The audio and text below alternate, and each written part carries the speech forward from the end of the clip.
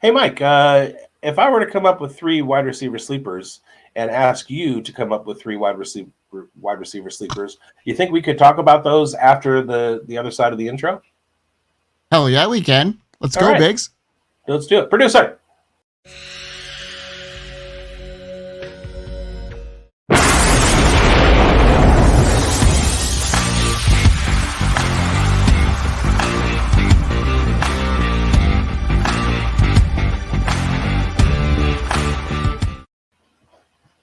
What is up, everybody? It is the Fantasy Forecast with Grindberg and bigz. He is Grindberg. I am bigz.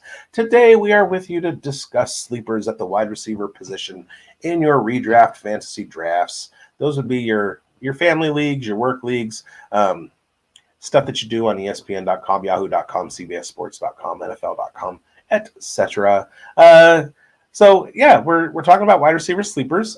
These are guys who are currently not really being talked about a whole lot, except for my first one, but could come out of nowhere and surprise. So I've got a few. Mike's got a few. Let's get into it. My first one is Jackson Smith-Njigba. Now, in Dynasty, people talk about talent over situation.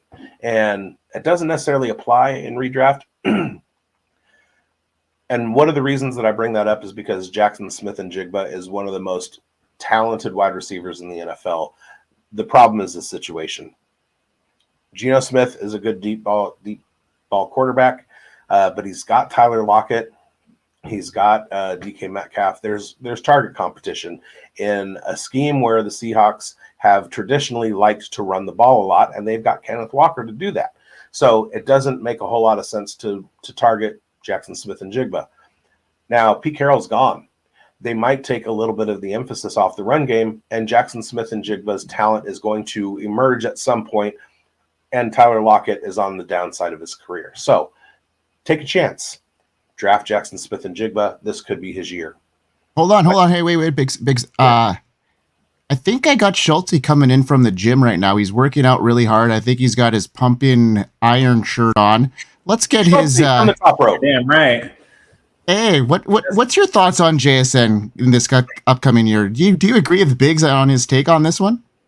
Yeah, I'll keep it pretty short. I'm pretty tired from pumping iron, but yeah, I love JSN. If anything, man, just rewind yourself 1 year, go read about him, and nothing's changed. So there's no reason for me to drop him down in rankings, to be drafting him this late. We got Tyler Lockett aging. There's going to be mouths to feed here. And like I said, just this guy's the talent through the roof. People were talking about him for years in college, and there's a damn good reason for it. So just don't forget what happened. Forget what happened in this past year, and don't forget what people talked about a year ago and before that. It's just crazy to me, the narrative, how it's changed from this guy is the no-brainer best wide receiver in the class. He's going to be a game changer in the league, to now all of a sudden we're like, well, I don't know. It's pretty silly to me. But anyways, I need to go do some down stretching here. I'll see you guys later.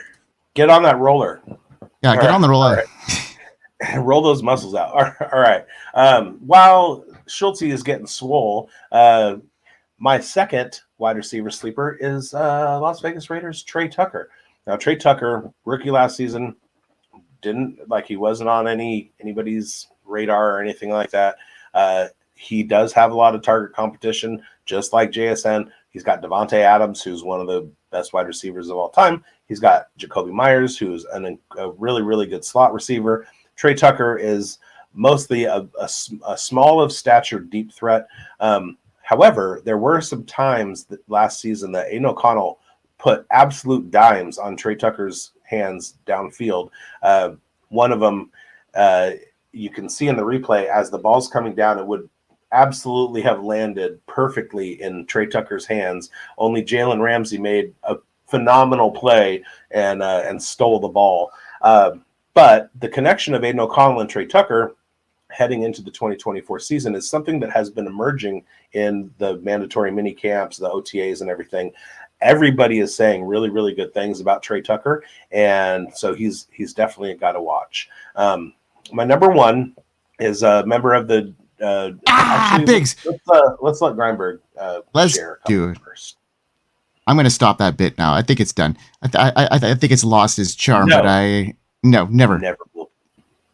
I love it. Yeah, I'm going to talk about a wide receiver that is a rookie, and it's Luke McCaffrey. He's got that pedigree. He's got that McCaffrey pedigree, which is, super important to me. I think that he could be a really, really good key player for this Commander offense. I'm really high on Jaden Daniels headed into this season, and McCaffrey has a clear path to becoming a key part of Washington's passing game alongside veterans like Terry McLaurin and Jahan Dotson, who's struggled. So I think that there's a path for McCaffrey to gain some targets right away.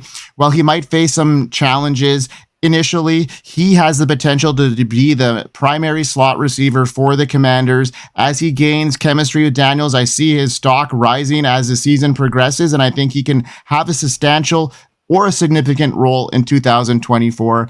My next wide receiver that I think is a potential sleeper here, and as somebody that had a little bit of steam in 2023 for the Patriots, he led the team with 561 yards despite not even scoring a touchdown. His consistent involvement in the offense, especially from week 7 onwards, where he had a strong 21% target share, shows he's a reliable target. I'm talking about Demario Douglas. He's locked in as the slot receiver right now with limited competition from Kendrick Bourne. I like Jalen Polk, and I think he's going to be in that lineup, but I think Demario Douglas has got some upside here and could be a sleeper in drafts. He's got potential, and especially in PPR leagues, his role in the slot makes him a reliable option and somebody that could be a valuable guy, a plug and play player down the stretch as like a flex play type player. So Biggs, as we get into our wide receiver ones, who do you have as your wide receiver one as a sleeper in this in 2024? So my number one sleeper is going to be New York Jets wide receiver Xavier Gibson. Now, Xavier Gibson came on the scene last season on Hard Knocks, and he's primarily, he was just a rookie young guy, but pretty explosive in the kick game. So that's kind of like where what you can look at with a young guy who's doing kick return duties, but not really getting a whole lot of target share. Are they good? Then look for them to rise a little bit later. And along those lines, Xavier Gibson has been talked up again, just like Trey Tucker, by the training camp in the training camp press conferences from OTAs and mandatory minicamp. He's developing a rapport with Aaron Rodgers. He's got Garrett Wilson and like who else? Tyler Conklin, the Mike Williams, who can't stay on the field. There's not going to be a lot of target competition, and Xavier Gibson right now is the front runner for the slot receiver role in that New York Jets offense, which is going to throw the ball quite a bit. So he's going to be available in later rounds. He's definitely a Scott Fishbowl pick because of the return yards. Mm-hmm. And if you look at the Jets the last couple of years, 2023 and 2023, they had two really, really high quality wide receiver prospects in Xavier Gibson and Jason Brownlee, and they held him back a little bit. They like, let's learn the game, boys, and then go out there and shine. And Xavier Gibson is starting to come into his own, and I think 2024 is going to be the year that he shines. That's a good call, Biggs, and you made me really think about that fishbowl. As soon as you mentioned kick returner, I was watching some clips of him as you put him on the show sheet, and I was like, wow, this guy could be a very valuable guy in the Scott Fishbowl. So all you listeners that had the opportunity and the privilege to have an invite to the Scott Fishbowl, Xavier Gibson is a guy Biggs identified there. So somebody you should keep your eye on there for the Scott Fishbowl.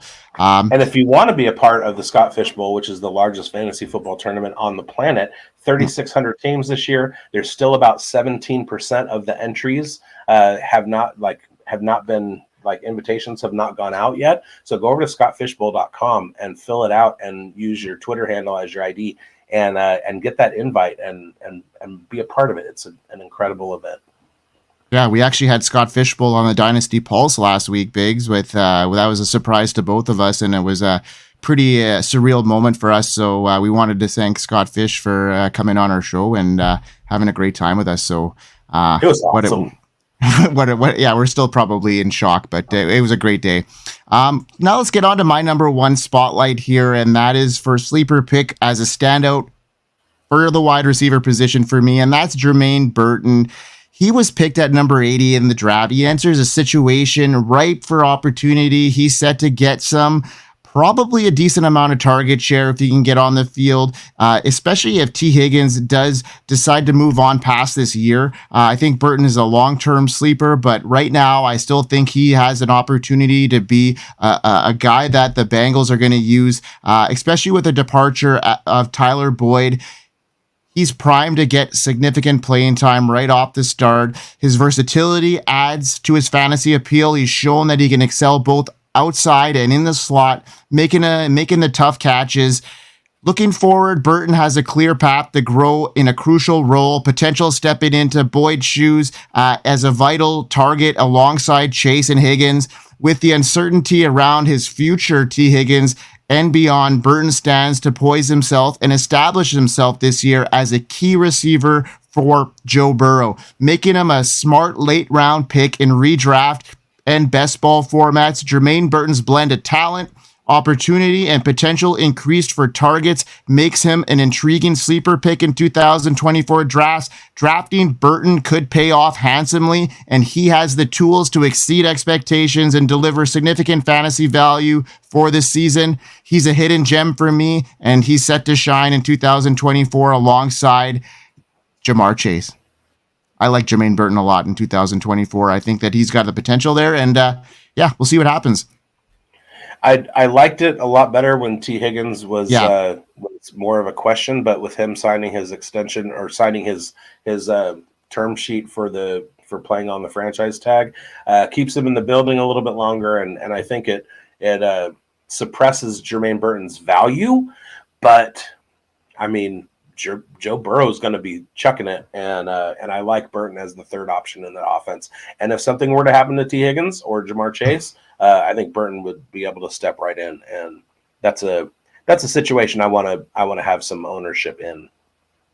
Yeah, man, I like that, and I do agree with you. I think a week and a half ago that pick was even more savvy, but I think now he's even more of a sleeper because of that Higgins deal, and Higgins is going to be on the way out eventually, and I think that Germaine Burton is going to solidify his role maybe later on in the season and can be a guy that could lead teams to victory in the playoffs if he could carve out a substantial role. And you never know, T. Higgins could be on the move down the line as well as a late season trade. So you never know what could happen. So I like the situation there. And yeah, like you said, high octane offense could happen. That's it for today's show. Well, I do want to say Dhanyavad to all of our watchers in India, and come on to all of our watchers in Vietnam, and obrigado to all of our viewers in Portugal. And thank you to the rest of you for watching the Fantasy Forecast with Grindberg and bigz.